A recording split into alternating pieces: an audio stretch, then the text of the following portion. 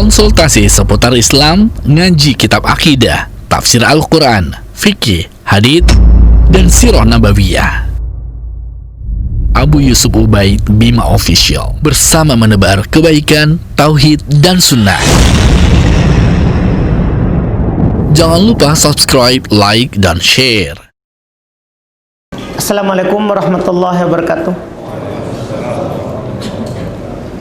Innal hamdalillah nahmaduhu wa nasta'inuhu wa nastaghfiruh wa na'udzu billahi min shururi anfusina wa min sayyiati a'malina. May yahdihillahu fala mudilla lahu wa may yudlil fala hadiyalah. Asyhadu an la ilaha illallah wahdahu la syarikalah wa asyhadu anna Muhammadan abduhu wa rasuluh sallallahu alaihi wa alihi wa ashabihi wa man tabi'ahum bi ihsan ila yaumiddin, amma ba'd. Kaum muslimin jamaah salat maghrib rahimani wa rahimakumullah. Alhamdulillah, di malam hari ini kembali lagi kita taklim, kembali lagi kita duduk bersama, bermajelis, saling mudzakarah, saling mengingat, mempelajari warisan yang diwariskan oleh Nabi kita Muhammad sallallahu alaihi wa ala alihi wasallam. Kita di pertemuan kali ini melanjutkan kajian kitab Umdatul Fiqhi, pokok-pokok pembahasan fikih, yang ditulis oleh Muwaffaquddin Ibnu Qudamah rahimahullahu taala. Beliau salah satu rujukan dari ulama Hambaliyah, ulama Hanabilah, pengikut Imam Ahmad rahimahumullahu ta'ala. Di pertemuan kali ini kita membahas tentang nawaqidul wudu, hal-hal yang membatalkan wudu. Alhamdulillah, kita selesai dari pembahasan berwudu dan hal yang terkait dengannya, mengusap sepatu, mengusap imamah, ya, dan yang terkait dengannya dari cara wudu Nabi kita Muhammad sallallahu alaihi wa ala alihi wasallam. Setelah itu beliau masuk dalam pembahasan pembatal dari wudu yang kita lakukan sebelumnya. Ini sebelum beliau sebutkan masalah mandi junub dan tayamum, beliau membahas pembatal wudu. Kata beliau rahimahullah, dan ini pembahasan penting sekali ya, karena pembahasan ini yang menjadikan kita lebih di atas ilmu. Kita sudah tahu cara berwudu, kita wudu dengan sempurna, tapi belum tentu itu membuat sholat kita sah. Bisa saja kita sudah wudu dengan sempurna, kemudian kita sholat kita tidak sah kalau ada dari pembatal wudu yang menimpa kita. Kata beliau rahimahullah, babu nawaqidil wudu, bab pembatal wudu. Wahya sab'ah, beliau katakan pembatal wudu ada 7. Ini secara umum dulu ya, nanti kita akan bicara apakah benar ini membatalkan atau hanya membatalkan di madhab Hambaliyah saja, sementara Syafi'iyah misalnya tidak. Kita akan berbicara tentangnya ketika bahas poinnya. Jadi beliau bilang secara umum yang dibicarakan oleh para ulama Islam ada 7 sebagai pembatal wudu. Pertama, al-kharij minas sabilain ala kulli hal. Yang pertama, yang keluar dari salah satu dari 2 jalur di setiap keadaan. Yang keluar dari salah satu 2 jalur, maksudnya kubul ataupun dubur, jalur depan ataupun jalur belakang. Iya, di setiap keadaan, artinya mau yang biasa keluar ataupun yang tidak biasa keluar tapi kadang keluar. Ini dua sisi pembahasan. Yang biasa keluar misalnya air kecil, kencing, atau air besar bagi laki-laki dan perempuan. Bagi perempuan darah haid, darah nifas, itu namanya yang biasa keluar. Yang kedua yang tidak biasa keluar tapi kadang keluar, seperti yang disebutkan oleh para ulama madhab, kadut, seperti cacing keluar, mohon maaf, ya. Demikian pula al-hasa, kerikil. Demikian pula yang disebutkan oleh para ulama bagi perempuan, damul istihadah, darah istihadah, bukan darah haid, darah karena adanya urat yang pecah di dalam rahim atau di luar rahim seorang wanita sehingga keluar apa? Darah. Ini tidak biasa keluar. Namanya darah istihadah. Demikian pula biasa didapatkan oleh seorang lelaki namanya penyakit salsal baul, yaitu sudah rusak keran airnya. Kita pahami ini? Ini kan tidak biasa. Dia terkencing-kencing. Pokoknya ada sedikit di tabungan langsung keluar. Ini tidak biasa namanya, tidak biasa. Demikian pula disebutkan oleh para ulama seorang wanita yang baru melahirkan. Biasanya dia kentut, tapi kentutnya tidak biasa, keluar lewat depan. Tidak keluar lewat belakang. Ini biasa setelah perempuan itu melahirkan. Ini tidak biasa namanya, tidak biasa. Semua ini membatalkan wudu. Semua ini adalah membatalkan wudu. Dan secara umum itu yang disepakati oleh para ulama. Yang keluar ini dari salah satu dua jalur tadi. Berdasarkan banyak dalil, di antaranya misalnya dalam Al-Quran, Allah Subhanahu wa Ta'ala berfirman terkait dengan ayat wudu, surah Al-Ma'idah ayat 6, ketika menjelaskan bagaimana cara berwudu dan apa yang wajib kita cuci atau kita usap.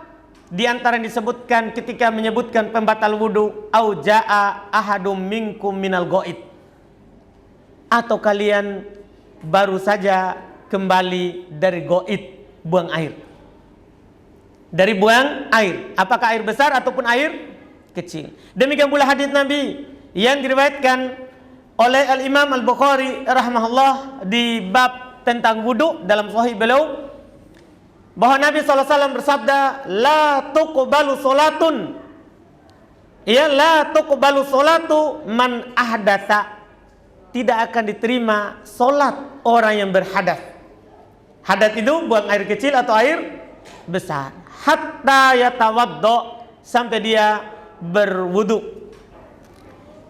Waktu Nabi SAW mengucapkan hadis ini, ada seorang lelaki dari Hadramaut, ya, salah satu daerah di Yaman.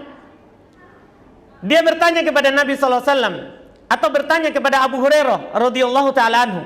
Dia bertanya, mal hadas Abu Hurairah, apa itu hadas? Apa itu hadas? Yang disebutkan di hadis tadi, yang mana Allah Subhanahu wa Ta'ala tidak akan menerima sholat apabila kita berhadas. Seorang lelaki dari Hadramaut bertanya, apa itu hadas? Kata Abu Hurairah, fusaun auduratun. Mohon maaf, kentut. Kentut tapi fusa yang tidak berbunyi. Auduratun, kentut juga tapi yang berbunyi. Jadi semua kentut, bagaimanapun keadaannya, bunyi tidak, bau harum, basuh, bau tidak harum, semuanya apa? Membatalkan wudu. Itu disepakati oleh para ulama rahimahumullahu ta'ala. Ini yang pertama. Yang kedua, wal kharijun najisu min ghairihima. Demikian pula termasuk yang membatalkan wudu adalah sesuatu yang keluar dari selain keduanya tadi, selain jalur dua tadi, tapi yang keluar itu adalah najis. Yang keluar itu adalah apa? Najis. Dicontohkan oleh para ulama rahimahumullah. Misal, ada orang sakit, kencingnya tidak dikasih lewat situ, tapi dilewat jalur lain. Iya, lewat jalur lain misalnya, karena dia tidak bisa buang air lewat jalur itu, dikasih keluar lewat jalur lain, apakah batal wudunya? Batal. Kenapa? Karena kencing najis. Demikian pula air besar misalnya, iya, tidak lewat jalur biasa, lewatnya di mulut, naudzubillah, kotor, tapi kita sampaikan, iya, lewat jalurnya di sini, muntah, tapi yang dimuntahi bukan makanan, makanan juga, tapi yang sudah lama tersimpan di dalam, iya, keluar, ini kan najis, maka itu juga membatalkan wudu yang najis, yang najis. Demikian pula ini yang disebutkan oleh para ulama yang berpendapat darah manusia adalah najis, sama juga. Tapi nanti kita akan berbicara tentang darah, atau sudah lewat ya. Alhamdulillah sudah lewat juga.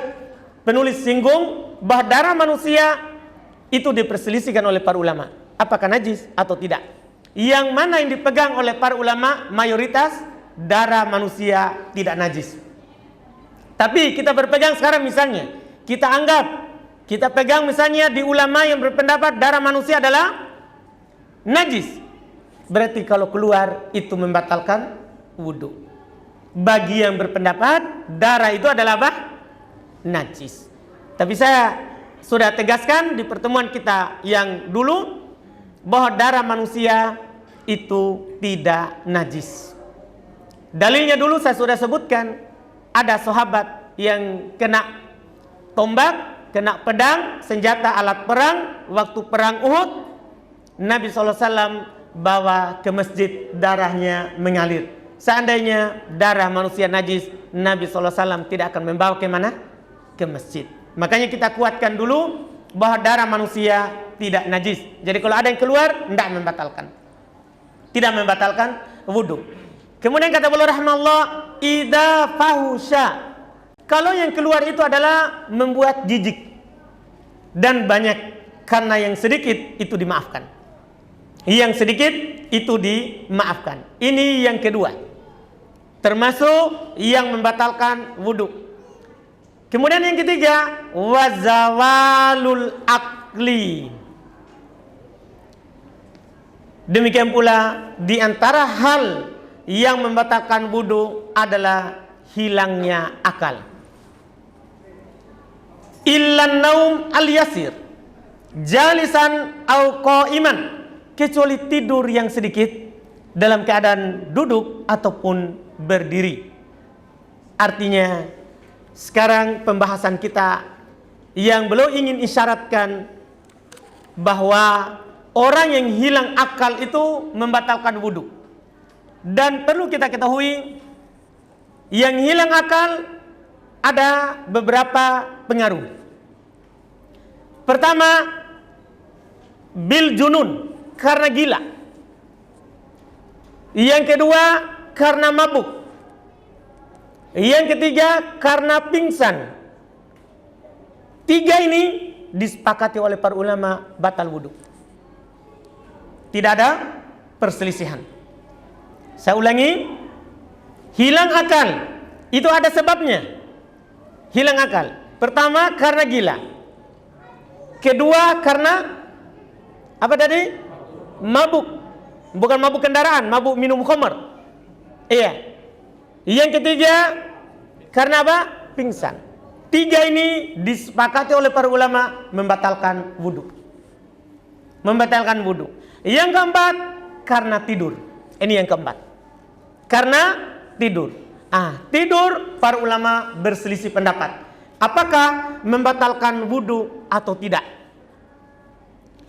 Penulis mengisyaratkan tidur tidak membatalkan wudu kalau tidur ringan.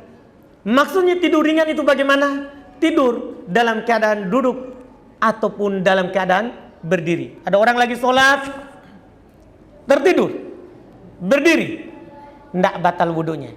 Sadar langsung lanjut. Demikian pula lagi duduk tasyahud awal, orang sudah naik, dia masih duduk tasyahud. Ya, dia mau lanjut langsung, tidak batal. Ini namanya tidur ringan. Pada hakikatnya, masya Allah, para ulama kita, ulama madhab maksudnya, mereka membahas apakah tidur ini membatalkan wudu atau tidak. Mereka terbagi dua pendapat. Ada dari ulama rahimahumullah yang berpendapat bahwa tidur mutlak membatalkan wudu. Mutlak. Artinya mau tidur terlentang, tidur duduk, tidur berdiri, semuanya membatalkan wudu. Ini mutlak. Ini adalah pendapat dinukil dari Al-Hasan Al-Basri, juga dinukil dari Ishaq ibn Ruhawai. Pendapat ini bahwa tidur secara umum membatalkan wudu. Mereka berdalil dengan hadis Sofwan ibn Asal yang diriwayatkan oleh Imam At-Tirmidzi rahimahullah, disahihkan oleh Syekh Albani, bahwa Rasulullah SAW memerintahkan mereka untuk berwudu min go'itin wa baulin wa naumin. 3. Nabi memerintahkan mereka untuk berwudu dari air besar, air kecil, dan tidur. 3. Nabi memerintahkan mereka untuk berwudu min go'itin wa baulin wa naimin. Air besar, air kecil, dan tidur. Tidak ada dibilang di sini rinci. Kalau tidurnya duduk, tidak tidur berbaring, iya enggak. Tidur membatalkan wudu. Ini yang mereka pegang, hadisnya sahih, disahihkan oleh Syekh Al-Albani rahimahullah. Sementara pendapat yang kedua, mereka mengatakan bahwa tidur tidak membatalkan wudu secara mutlak, lawannya. Mau tidur berbaring, duduk, berdiri, semuanya tidak ada yang membatalkan wudu. Tidak ada yang membatalkan wudu. Ini dinukil pendapat Sa'id ibn al-Musayyab, juga dinukil juga dari Asy-Syu'bah. Ya, dinukil dari Asy-Syu'bah. Mereka juga punya dalil. Mereka berdalil dengan hadis Anas. Mereka berdalil dengan hadis Anas bin Malik radhiyallahu taala anhu dalam riwayat Imam Muslim. Dalam riwayat Imam Muslim, kata Anas, kana ashabu Rasulillah sallallahu alaihi wasallam yanamun thumma yusallun wa la yatawaddaun. Katanya adalah para sahabat Nabi sallallahu alaihi wasallam, mereka tidur, kemudian mereka sholat tidak berwudu. Mereka tidur, kemudian mereka sholat tidak berwudu. Berarti dari sini dipakai oleh mereka, berarti tidur tidak membatalkan wudu. Dua pendapat di kalangan para ulama rahimahumullah, dan dalilnya sama-sama sahih. Sama-sama sahih. Dan yang dipilih oleh ulama madhab seperti Imam Malik, Imam Ahmad, ya, demikian pula sebelumnya ini dipilih oleh Imam Az-Zuhri, Al-Auza'i. Ini juga dikuatkan oleh Syekhul Islam Ibn Taimiyah rahimahullah. Demikian pula kalau ulama sekarang Syekh Ibnu Utsaimin dan juga Syekh Al-Albani rahimahullah. Mereka merinci tidur itu membatalkan wudu atau tidak. Mereka kompromikan dua pendapat tadi. Yaitu mereka katakan, kalau tidurnya tidur amik, tidurnya dalam sekali, terlelap tidurnya, maka membatalkan wudu. Hadisnya, dalilnya pendapat hadis di pendapat pertama. Kalau tidurnya ringan seperti duduk, berdiri, maka ini tidak membatalkan wudu. Dalilnya hadis Anas. Kenapa? Ini hadis Anas yang saya bacakan tadi itu umum. Itu hadis ada kisahnya. Kisahnya Nabi SAW pernah mengakhirkan sholat Isya. Nabi pernah mengakhirkan sholat Isya. Para sahabat menunggu di masjid sampai mereka katakan bahwa nama Sibyan, telah tidur anak-anak. Mereka katakan begitu. Dan Anas radhiyallahu taala mengatakan bahwa para sahabat mereka duduk sambil kepalanya jatuh. Maksudnya kayak ngantuk. Siapa yang pernah merasakan kalau ngantuk tidur lagi duduk? Kepalanya begitu terjatuh. Iya. Dari kisah itu disimpulkan oleh para ulama, berarti kalau tidur duduk, tidur ringan, tidak perlu wudu. Kalau tidurnya tidur lelap, maka ini harus berwudu. Ini yang paling pertengahan yang dipegang oleh Syekhul Islam Ibnu Taimiyah rahimahullah. Ulama sekarang adalah yang baru-baru meninggal, maksudnya ya 20 tahun yang lalu, Syekh Ibnu Utsaimin rahimahullah, demikian pula Syekh Al-Albani rahimahullah. Ini yang menguatkan. Jadi tidur dirinci tidak mutlak membatalkan wudu. Tidak mutlak membatalkan wudu. Ini pendapat yang paling pertengahan karena mengkompromikan dalil-dalil yang ada. Ini Masya Allah. Kemudian berikutnya kata beliau rahimahullah, walamsud dzakari biyadih. Termasuk pembatal wudu adalah menyentuh dakar kemaluan dengan tangan. Dengan tangan. Ini juga Masya Allah termasuk masalah yang saling tarik-menarik ya di antara ulama madhab. Apakah menyentuh kemaluan membatalkan wudu atau tidak? Penulis bilang membatalkan wudu. Membatalkan wudu. Dan memang dalam masalah ini ada dua pendapat. Dalam masalah ini ada dua pendapat.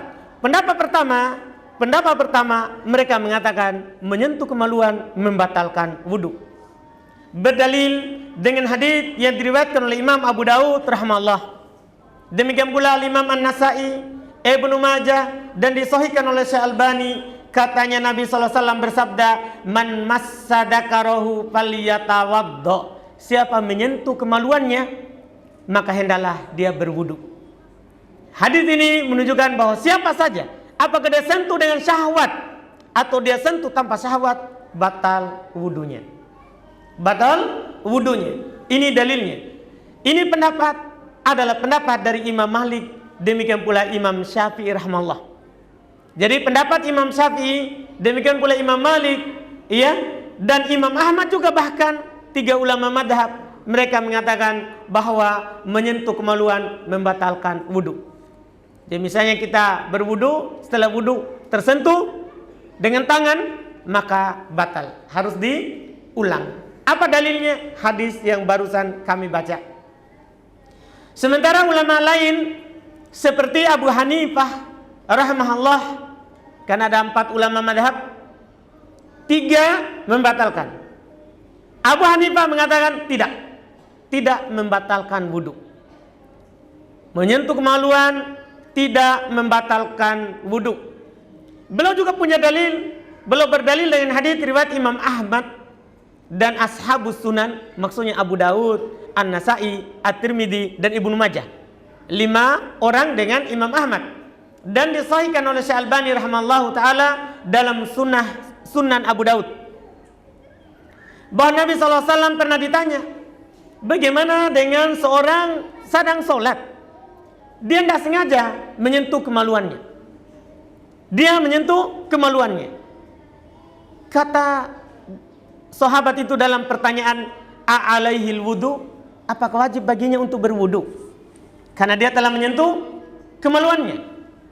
Kata Nabi SAW, hal huwa illa bad'atun minhu.